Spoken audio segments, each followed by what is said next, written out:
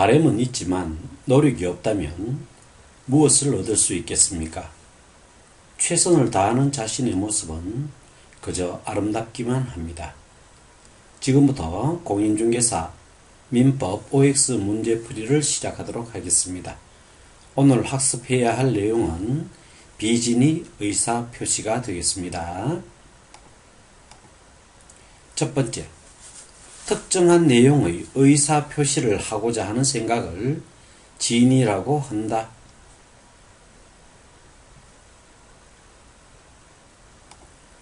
정답은 O입니다.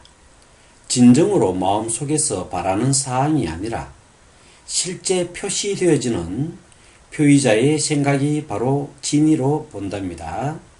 1억에 팔고 싶지만 거래를 성사시키기 위해서 8천만 원의 계약을 맺었다고 하면은 이 8천만 원이 실제 표시되어지는 표의자의 생각이죠.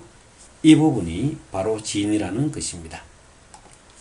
두 번째, 매도자 갑과 매수자 을의 거래로부터 전덕한 선의의 제3자도 보호받지 못하는 것을 절대적 무효라고 한다.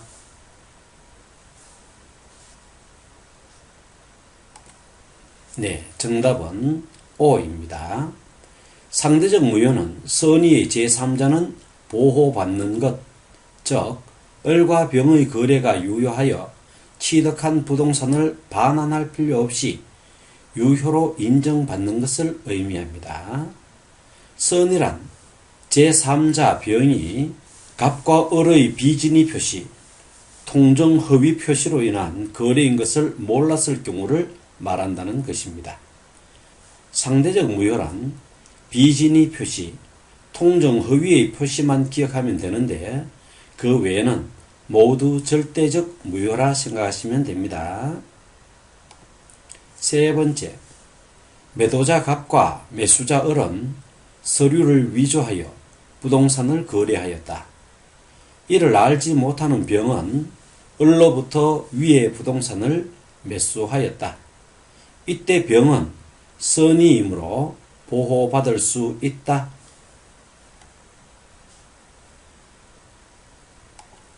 정답은 X입니다. 비진의 표시, 허위 통정의 의사표시를 제외한 나머지는 모두 절대적 무효랍니다. 그러므로 병은 선의로 취득한 부동산이라 하더라도 보호받을 수 없습니다.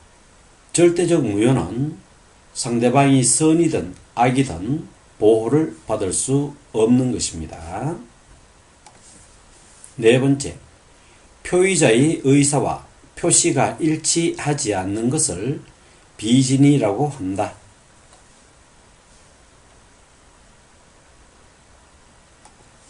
네, 정답은 O입니다.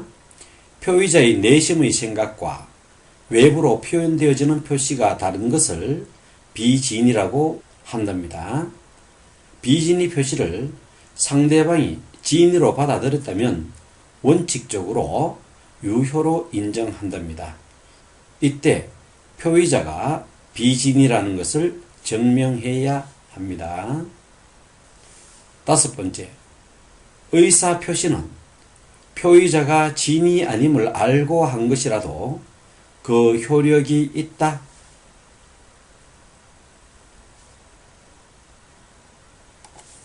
네, 정답은 O입니다. 그러나 상대방이 표의자의 진의 아님을 알았거나 알 수 있었을 경우에는 무효로 되어진답니다. 진의 아닌 의사표시의 무효는 선의의 제3자에게 대항하지 못합니다. 여섯 번째, 진의가 아닌 의사표시는 표의자와 상대방이 같이 알고 있을 때를 말한다. 정답은 X입니다. 진의 아닌 의사표시, 즉 비진의 의사표시는 표의자가 단독으로 하고 상대방이 있는 경우라도 서로 통정이 없어야 한답니다. 그러므로 위의 문제는 통정을 의미합니다. 일곱 번째, 비진의 의사표시에 있어서 지인이란 특정한 내용의 의사표시를 하고자 하는 표의자의 생각을 말한다.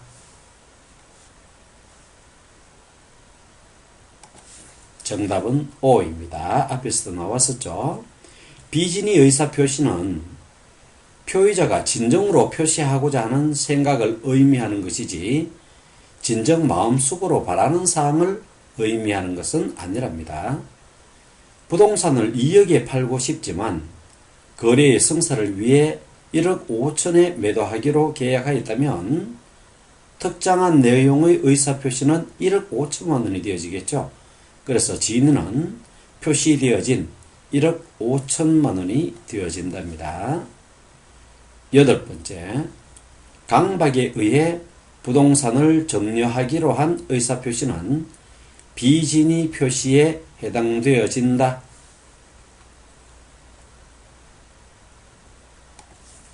정답은 X입니다.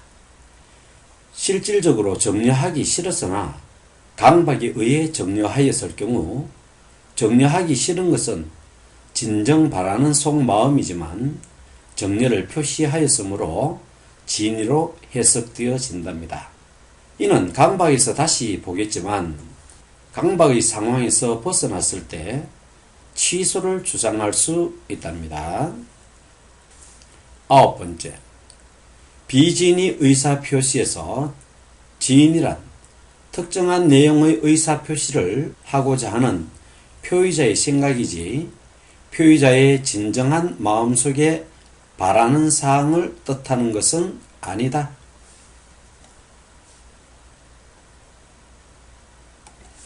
정답은 O입니다. 계속 나오는데요. 진이란 진정 원하는 것이 아니라 거래의 성사를 위해서 원하는 것보다 손해를 보더라도 제시하는 표의자의 의사표시를 의미하는 것이랍니다. 10번째, 비진의 의사표시는 표의자 스스로 그 불일치를 모르고 했을 때 성립한다.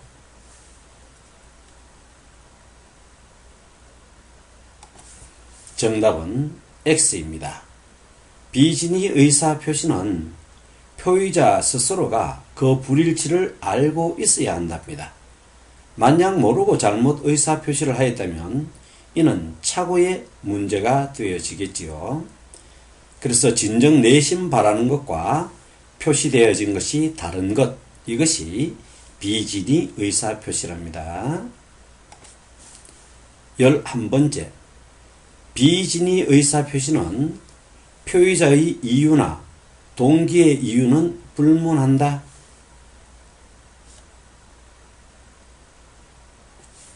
네, 정답은 O입니다. 예를 들어 병들어 죽어가는 사람을 위로하기 위해 거짓으로 죽으면 가족을 돌본다는 말을 하거나 상대방을 기망하기 위해서 하였던 모든 비진의 의사표시가 여기에 해당되어진답니다. 그러므로 상대방이 진위를 주장하면 유효가 적용되어진답니다. 12번째, 비진의 의사표시는 표시된 대로 효력이 발생한다.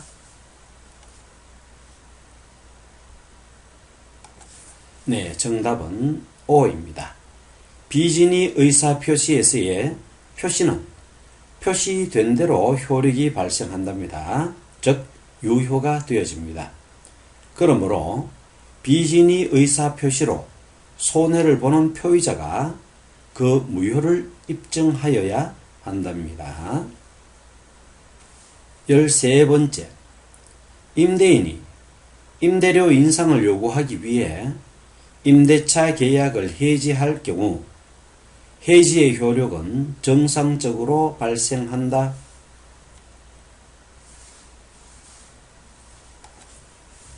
네, 정답은 O입니다. 의사표시는 표시된 대로 효력이 발생합니다. 그러므로 유효가 되어집니다. 임대인의 진정한 마음은 임대료를 올려받기 위해서이지 임차인과의 계약 해지가 아닌 비진의 표시이지만 상대방, 즉 임차인이 그 진위를 모를 경우에는 유효함이 원칙입니다. 14번째, 비진위 의사표시에서 상대방이 표의자의 진위 아님을 알았거나 알 수 있었을 경우 비진위 의사표시를 무효로 한다.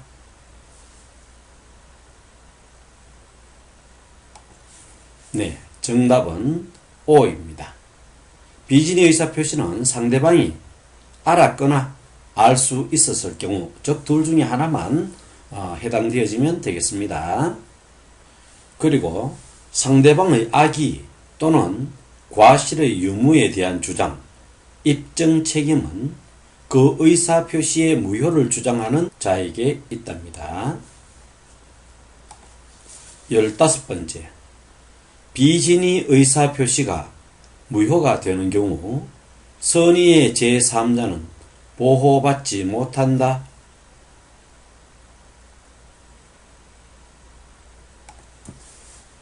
정답은 X입니다. 상대적 무효에는 비진위 의사표시, 통정허위의 의사표시 두 개가 있다고 하였습니다. 그러므로 비진위 의사표시로 무효가 되어져도 선의의 제3자에게는 대항할 수가 없습니다. 그러므로 제3자는 선의의 제3자는 보호받을 수가 있답니다. 16번째, 비진위 의사표시에서 상대방이 알았거나 알 수 있었을 경우에는 무효로 한다.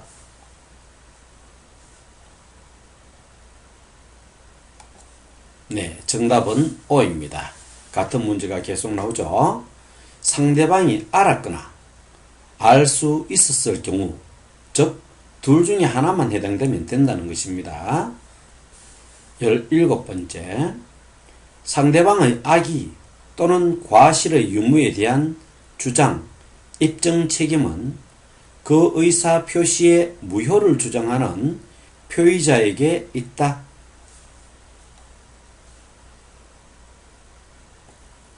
네, 정답은 O입니다. 무효를 주장하는 표의자가 상대방의 악의 또는 과실을 입증하여야 합니다. 18번째, 비진위 의사표시에서 제3자가 선의이면서 무과실인 경우 상대적 무효로 보호받을 수 있다.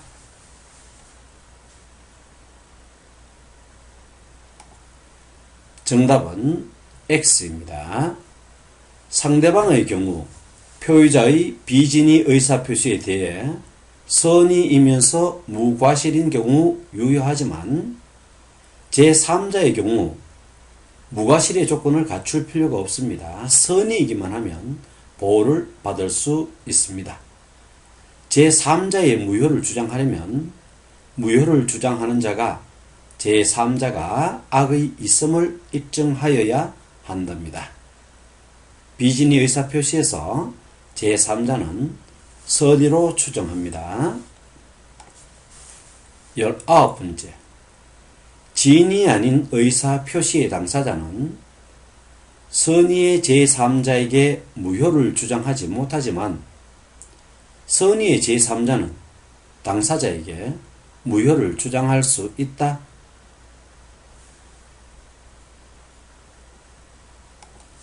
네, 정답은 O입니다.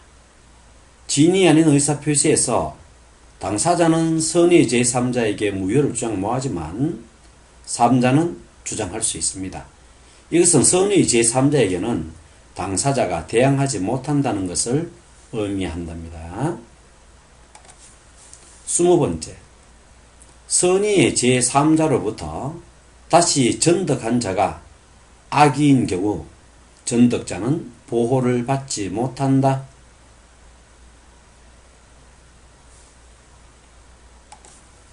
정답은 X입니다. 보호를 받을 수 있습니다.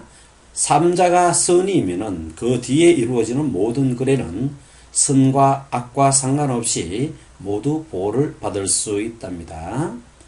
앞선 거래가 유효이면 제3자 뒤에 발생한 모든 거래는 선악과 관계없이 유효한 거래가 되어진다는 것이죠. 정리를 잠시 한번 해보면 선의의 제3자에게는 대항하지 못합니다. 제3자는 선의로 추정되며 무효를 주장하는 자가 제3자가 악의임을 입증하여야 합니다. 선의의 제3자는 무효를 주장할 수 있습니다.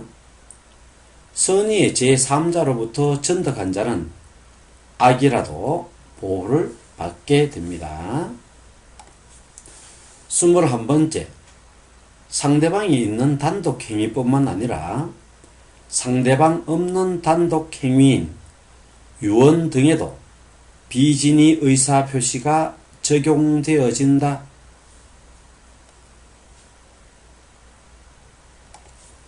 정답은 O입니다. 그러나 상대방 없는 의사표시는 상대방이 존재하지 않기 때문에 항상 유효한 법률 행위가 되어지는 것도 잊지 말아야겠지요. 22번째, 가족법상의 행위에도 비진의 의사표시가 적용되어진다.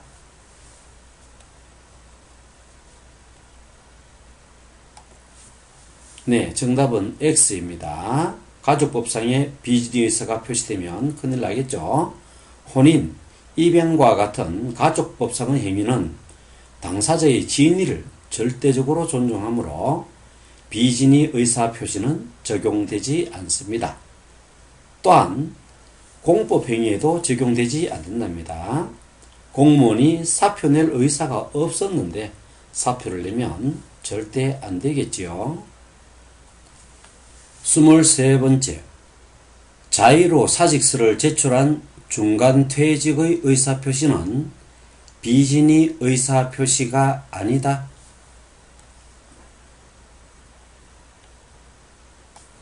정답은 O입니다. 자의로 사직서를 제출할 경우에는 진의로 본답니다. 사직할 의사가 없이 사직서를 제출한 경우 이는 비진의 의사로 볼 수 있답니다.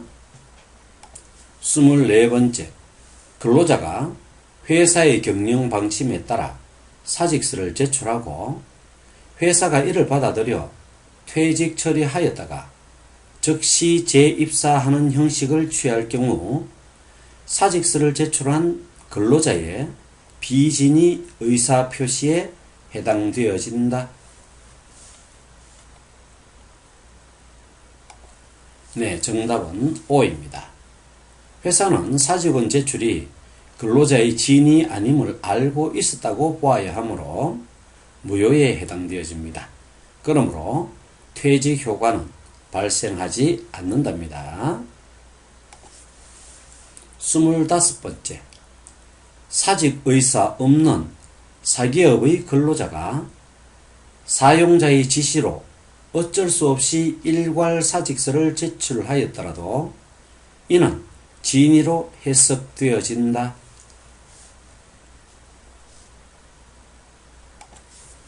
네, 정답은 X입니다. 사직 의사가 없다고 했죠. 그래서 사직 의사 없는 사기업의 근로자가 사용자의 지시로 어쩔 수 없이 일괄 사직서를 제출하였다면 이는 비진의 의사 표시가 되어집니다. 그러므로 무효가 되어집니다. 26번째, 법률상 또는 사실상의 장애로 자기 명의로 대출을 받을 수 없는 자를 위하여 대출금 채무자로서의 명의를 빌려준 자의 의사표시는 비진의 표시에 해당되어진다.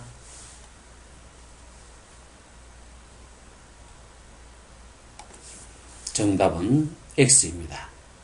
명의를 빌려준 자에게 그와 같은 채무 부담의 의사가 없는 것이라고 할 수 없으므로 그 의사표시는 비진의 표시에 해당되지 않고 진의로 해석되어진답니다.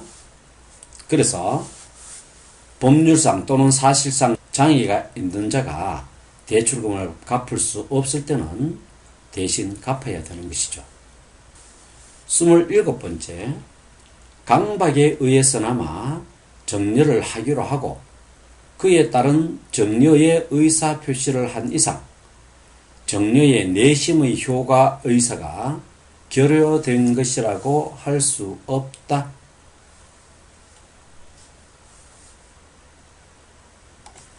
네, 정답은 O입니다. 강박에 의한 의사표시는 비진의 표시가 아닙니다. 강박에서 벗어났을 때 취소의 사유는 되어집니다.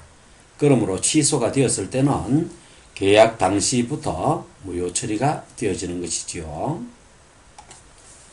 28번째, 지인이 아닌 의사표시는 원칙적으로 유효하다.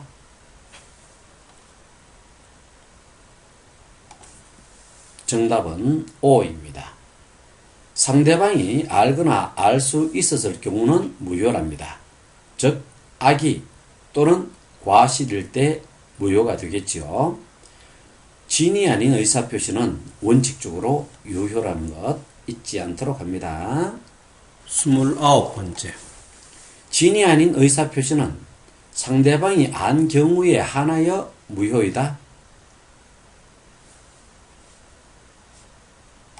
정답은 X입니다. 안 경우, 악이죠. 상대방이 알거나 알 수 있었을 경우, 즉 악의 또는 과실일 때, 즉 둘 중에 하나만 해당되어져도 무효랍니다. 그러므로 안 경우에 하나여 라고 문제에 나왔기 때문에 이는 정답이 아니겠죠. 30번째, 진이 아닌 의사표시가 유효가 되기 위해서는 표의자가 상대방의 악의 또는 과실을 입증하여야 한다.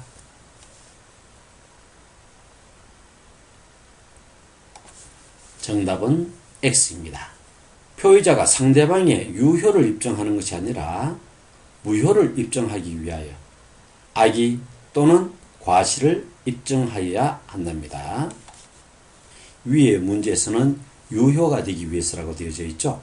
그래서 표의자는 무효를 주장하기 위해서 입증하는 것이 된답니다. 31번째, 강박에 의하여 정려를 하였다면 정려의 내심의 효과 의사가 결여된 것이다.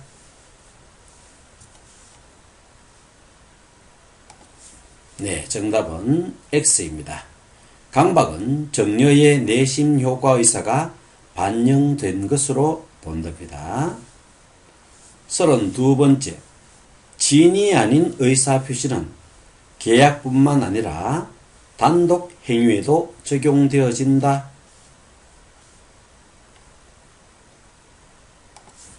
네, 정답은 O입니다.